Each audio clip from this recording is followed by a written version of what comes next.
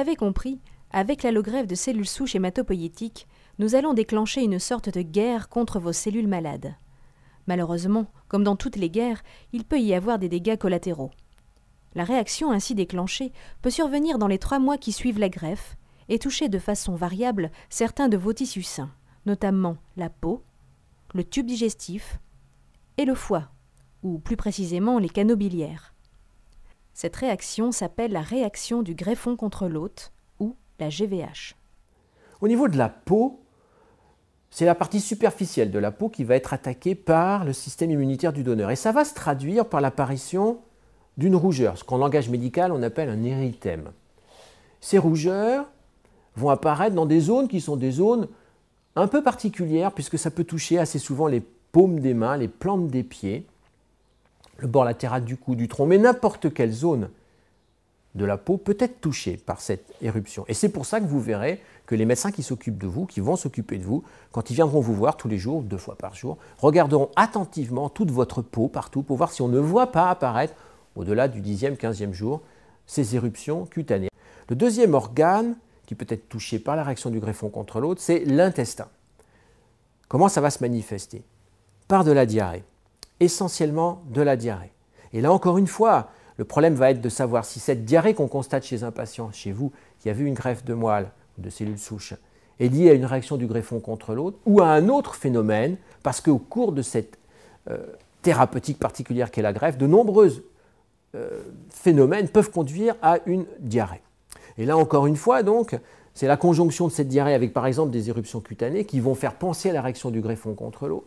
C'est l'aspect des selles aussi qui peut être un peu particulier, qui va faire évoquer ce diagnostic. Et puis, on pourrait être conduit à vous proposer la réalisation d'une fibroscopie, d'une endoscopie au niveau intestinal bas, pour aller regarder comment les choses se passent et pour faire une biopsie qui, là aussi, aidera à confirmer le diagnostic de réaction du greffon contre l'hôte.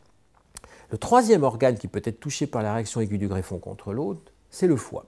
Donc, le foie, c'est un organe assez important qui contient des cellules, des vaisseaux, et puis une autre structure qu'on appelle les canalicules biliaires. Ce sont les petits canaux à l'intérieur du foie par où s'écoule la bile qui va jusque dans le tube digestif après. Eh bien, lorsqu'il y a une réaction du greffon contre l'hôte, les cellules du système immunitaire du donneur s'attaquent à ces canalicules biliaires. Et la conséquence, ça va être l'apparition d'une jaunisse. Quand une GVH aiguë survient, une évaluation du degré de la réaction du greffon contre l'hôte est réalisée quotidiennement. Elle dépend du degré d'atteinte de chacun des organes. Ainsi, on définira un grade de réaction aiguë du greffon contre l'hôte. Du grade 0, quand il n'y a pas de réaction, au grade 4, quand elle est importante. Des traitements permettent de lutter contre la GVH. La prise en charge de la GVH se fait en 2 phases. Une phase préventive, on va essayer d'éviter la survenue de cette complication, et une phase thérapeutique, lorsque cette complication survient, on va la traiter. La prévention commence dès le choix du donneur. En fait, lorsqu'on a choisi le donneur, on a choisi celui qui était le plus compatible avec vous pour essayer d'éviter la survenue de la GVH. En même temps, la veille ou l'avant-veille de traitement, on va commencer un traitement qu'on va vous donner, qu'on appelle des immunosuppresseurs, que vous allez avoir ça pendant un certain temps pour essayer également de prévenir la GVH. Si malgré tous les traitements mis en œuvre, vous développez une GVH, il faudra la traiter. Le traitement va reposer sur différentes armes et va être fonction, bien entendu, du grade qui va être atteint par cette réaction aiguë du greffon contre l'hôte. Par exemple, lorsqu'on a une atteinte de la peau et qu'elle est relativement localisée, on peut se contenter de mettre simplement de la pommade à la cortisone, qui va être tout à fait remarquable et qui va donner des effets tout à fait positifs.